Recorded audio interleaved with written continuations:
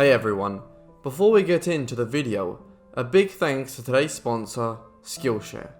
If you haven't already checked out Skillshare, I'd highly recommend it, as it's a wonderful online learning community with thousands of brilliant classes on virtually any topic. These range from photography and drawing, to leadership, and much more. A class that I have in particular enjoyed is YouTube Success, Script, Shoot and Edit with MKBHD by Marquise Brownlee, which has helped me to maintain quality in my work, think of fresh ideas, and stay motivated. There's really no better time to get creative and learn new skills, and Skillshare is an incredible way of doing this, and you'd really be helping out the channel. Also, it's very affordable, costing less than $10 a month with an annual subscription. Make sure to check it out as soon as you can, because the first 1,000 of my subscribers to click the link in the description will get a free trial of premium membership so you can explore your creativity. Between her first appearance at the French royal court of Versailles in 1775 and the outbreak of the French Revolution 14 years later in 1789, Yolande Gabrielle de Polastron, Duchess of Polignac, was Queen Marie Antoinette's closest friend and confidante. She was vilified by French society as the epitome of aristocratic privilege and indifference. But was this a fair assessment of her character? The woman who would one day rise to a position of major prominence at the French court was born as Yolande Gabrielle de Polastron in Paris on the 8th of September 1749.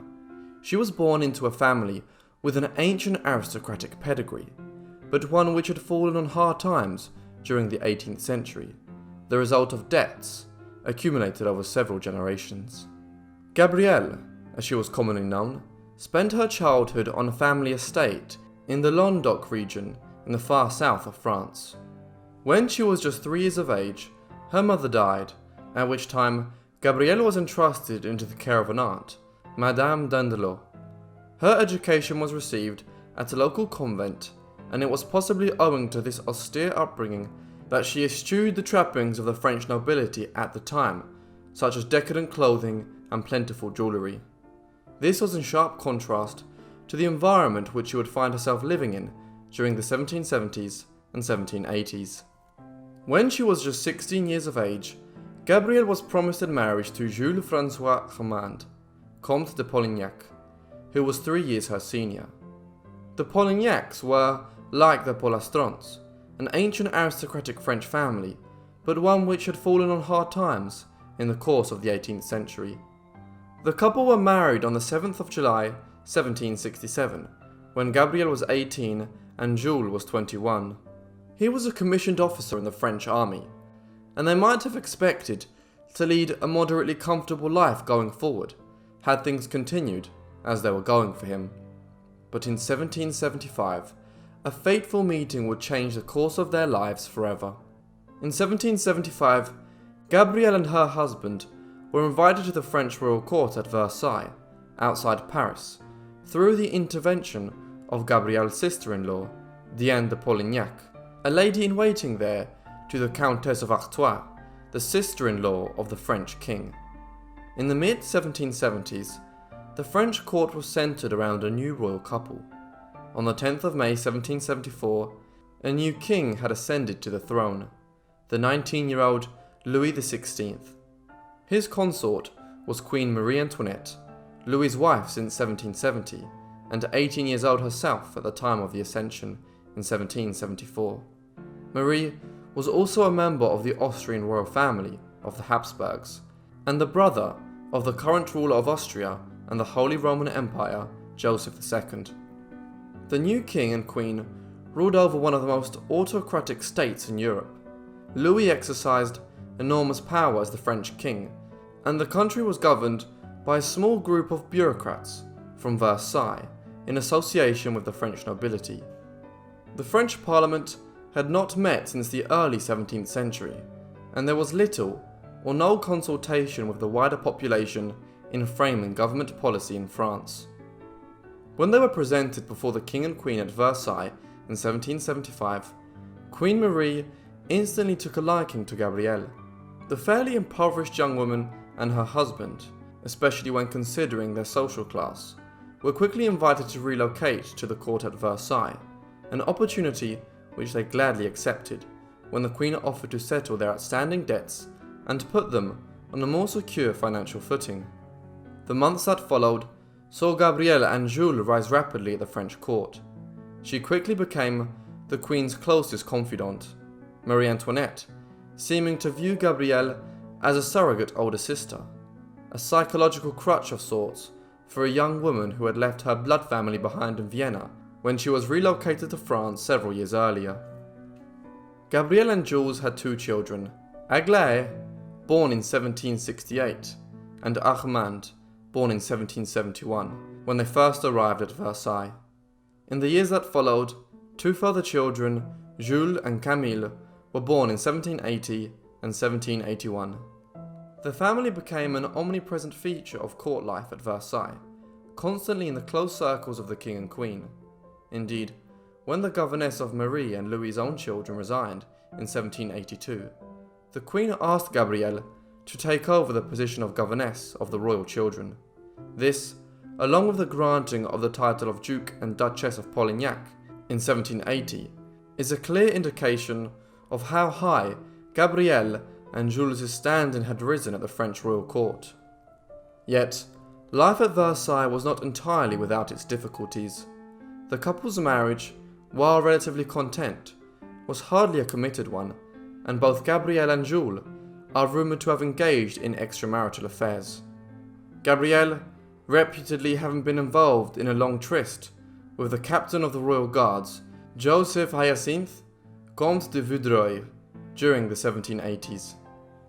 More worrying was a development during the mid-1780s, when Gabrielle and the Queen's relationship temporarily became quite frosty, for a variety of reasons relating to the court politics of Versailles.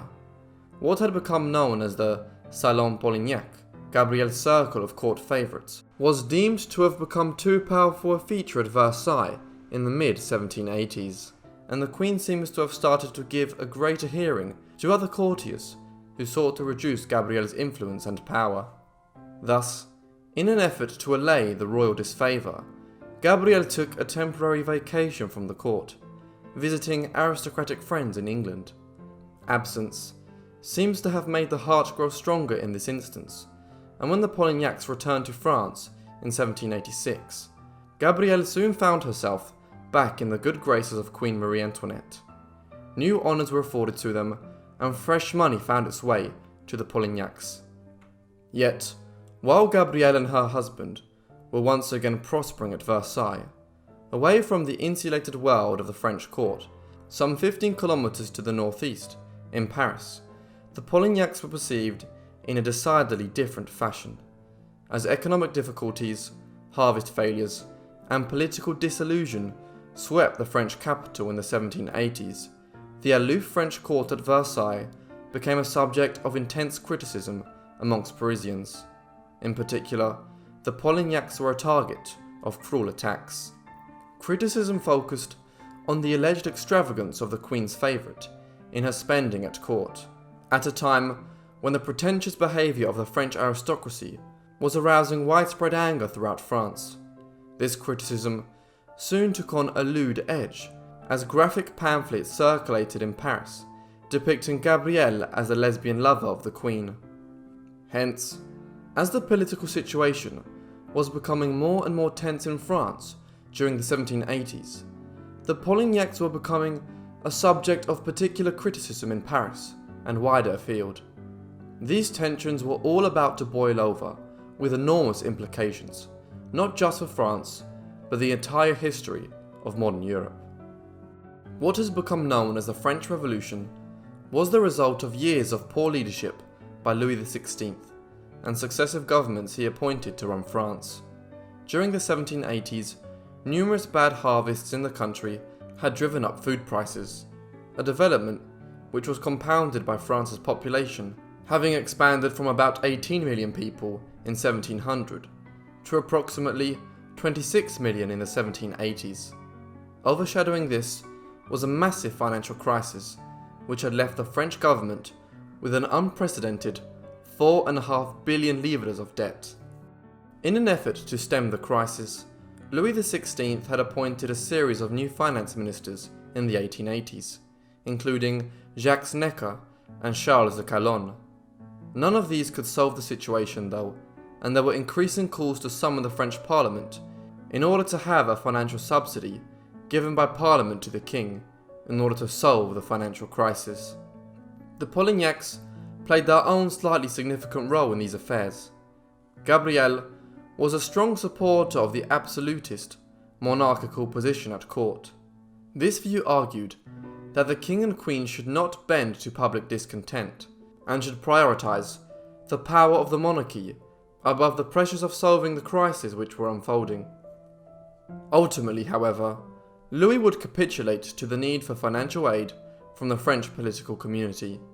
In May 1789, he took the drastic step of summoning the French Parliament, known as the Estates General. This was the first time a parliament had been summoned in France since 1614. Louis's goal was to have the parliament vote him a large financial subsidy which could be used to tackle the economic crisis. In return, he would be pressed to grant political concessions to the wider French political community. The challenge for the king and his advisors would be to acquire the money needed, while making as few concessions as possible. Yet, the plan failed in a spectacular fashion. Within weeks, power began to slip out of the hands of the French monarch and into those of radical revolutionaries within the parliament, who in June 1789 declared that the Estates General was now a national assembly. The political community of Paris became increasingly violent in the summer months, culminating on the 14th of July 1789, when the crowds in Paris stormed the royal prisons there, known as the Bastille Saint-Antoine. The French Revolution would escalate further in the months ahead, with the king and queen effectively placed under arrest by the new revolutionary government. However, while Louis and Marie were detained in France, despite an effort to flee in 1791, the storming of Bastille in July 1789 was the spark which led the Polignacs to depart from the country. Gabrielle and her family initially left for Switzerland. There is plenty of surviving correspondence from her to Marie Antoinette in the months that followed, to be able to trace the family's movement, and also the fact that she kept in contact with the Queen. It is clear that Gabrielle was also suffering from a severe illness at this time.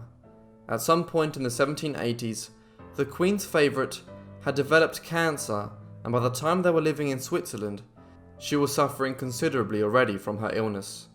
Despite her poor health, the family continued to move regularly in the early 1790s. After their sojourn in the Alpine state, the Polignacs travelled south to Italy, where they visited Turin, Rome, Venice, and several other major towns and cities. Their ultimate destination, though, was Austria. By 1791, they were in Vienna, where the Polignacs presumably received a very cordial reception from Marie Antoinette's wider Habsburg family. Their journey to Vienna was surely owing to a belief that if Marie and Louis were released by the revolutionary government in France, they would travel themselves to the Queen's homeland. But this would never occur. In France, Louis had tried to have Europe's other powers intervene to restore the monarchy against the revolutionary government. Eventually, the absolute monarchy was abolished late in 1792 as a result of these actions. Louis was found guilty of high treason and executed by guillotine on the 21st of January 1793. Marie's own trial commenced the following October. Just 2 days later, she was convicted and executed herself on the 16th of October 1793 in Paris. Gabrielle's own death followed just weeks later, but under very different circumstances. She died on the 9th of December 1793 in Vienna, almost certainly owing to the cancer she had been suffering from for some time, though her family at the time claimed she had died owing to her heartbreak at the news of Marie Antoinette's execution. Gabrielle's life has become a focus of myths and legends about the French court at Versailles on the eve of the French Revolution. There is little doubting that the court at this time was highly responsible in its grandiose behaviour, during a period when the common people of France were suffering from harvest failures and financial crisis.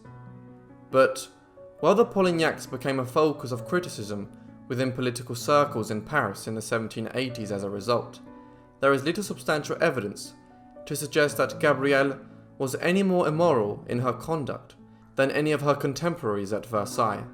As such, our view of her as the epitome of the incompetent behaviour of the French aristocracy at the end of the Ancien Regime is somewhat unfair. Yolande Martine Gabrielle de Polastron, Duchess of Polignac, was a product of the court culture of early modern France and a wholly typical example of that same culture. Thank you so much everyone for watching this video on the Duchess of Polignac. I hope you enjoyed. If you did, make sure to leave a like and a comment down below, and if you're new, why not subscribe? If you have any suggestions, you can find my email and Instagram in the description, which I try and read as many as possible. And well, that's all from me, so I'll see all of you in the next Forgotten Life. Thanks!